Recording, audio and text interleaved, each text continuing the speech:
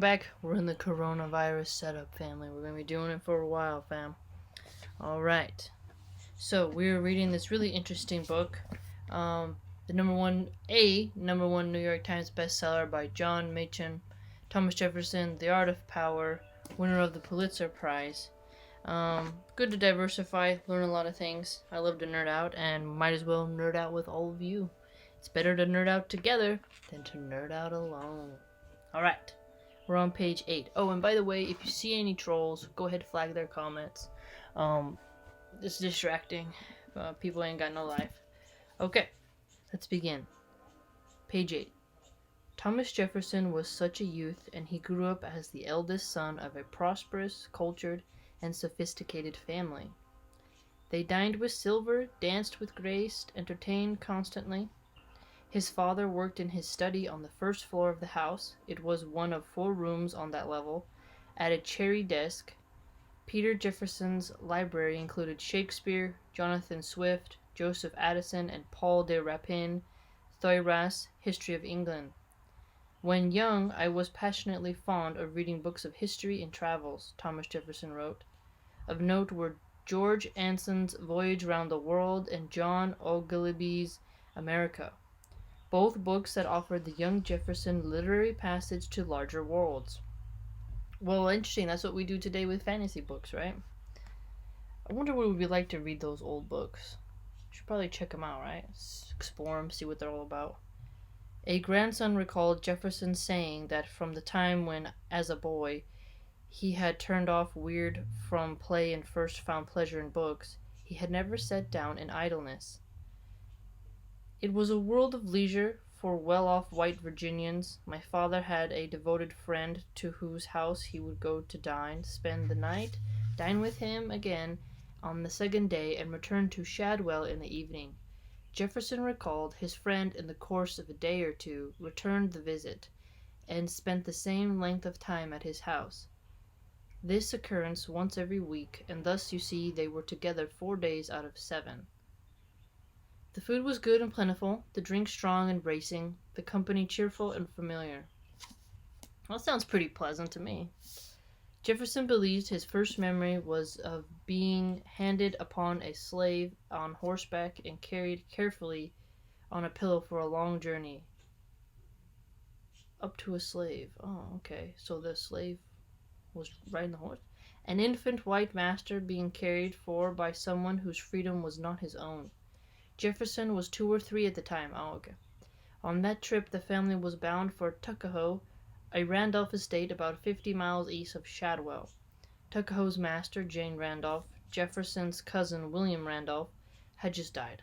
A widower, William Randolph, had asked Peter Jefferson, his dear and loving friend, to come to Tuckahoe in the event of his death and raise Randolph's 3 children there, and Peter Jefferson did so. William Randolph and Peter Jefferson had been so close that Peter Jefferson had once purchased 400 acres of land. Man, that's so much land.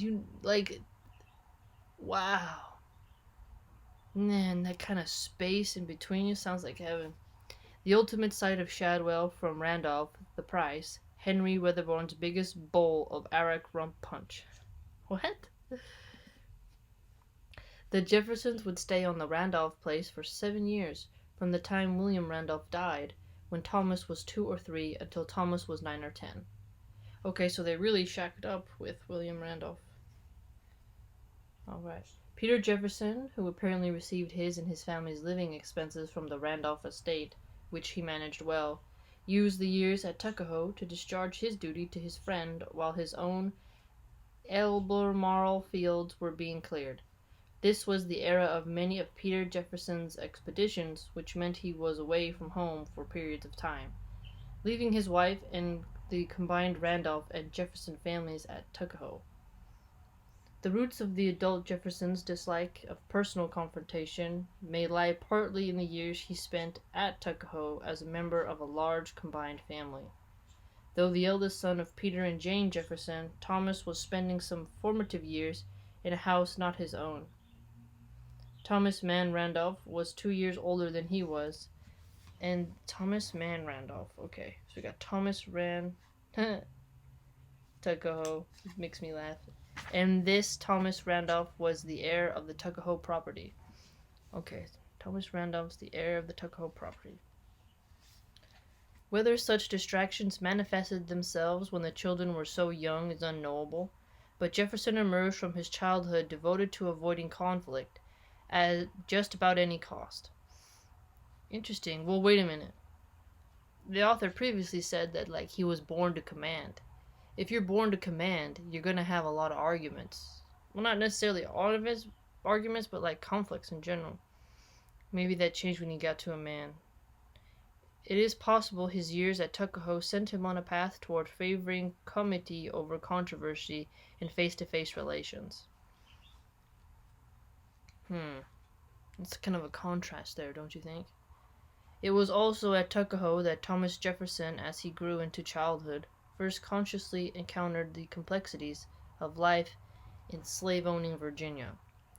Decades later, in Notes on the State of Virginia, he wrote, quote, "The whole commerce between master and slave is a perpetual exercise of the most boisterous passions, the most unremitting despotism on the part, and degrading submissions on the other.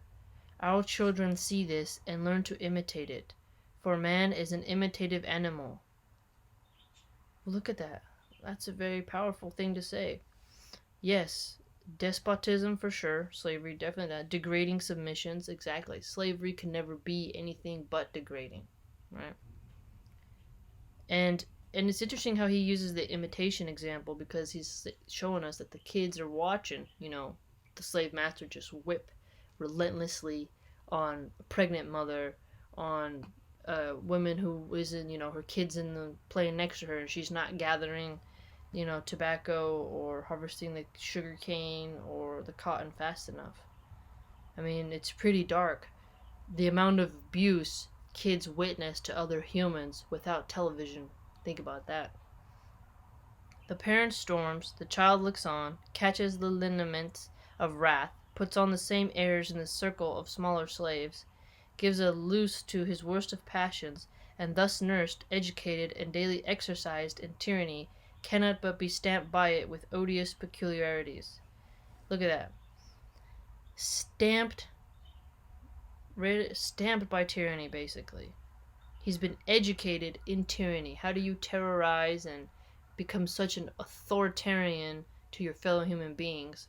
Well, a child watching their father whip a slave till they're bloody is going to be that. And anyone who says that slaves were not treated that way, they were like pie in the sky, treated so nice, I'd say you're pretty ignorant of U.S. history and you should read some Frederick Douglass, so I'd say. Tuckahoe was the scene of another small childhood moment. Anxious for school to be over, Thomas slipped away, hid, and repeated the Lord's Prayer in hopes of hastening the end of school.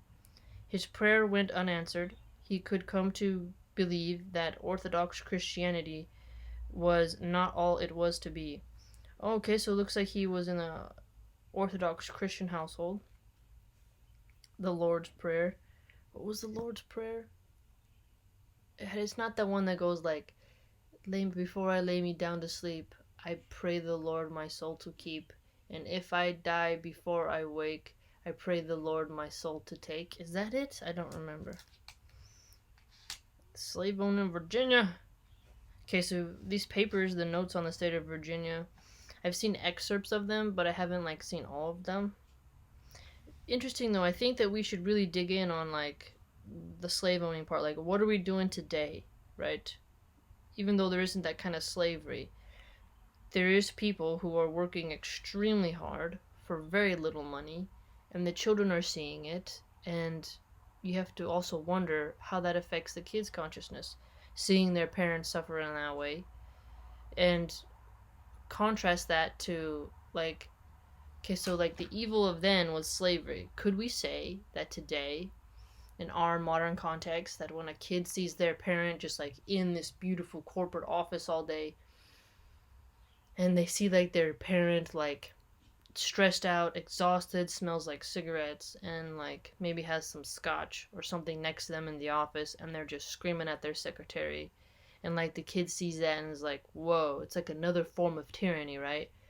He's the slave master in the office, sort of a way. I mean, the mini dictator, and how kids see that. I had a boss who just loved to scream a lot, but he was older. He was like 60 maybe, and his kids were all grown.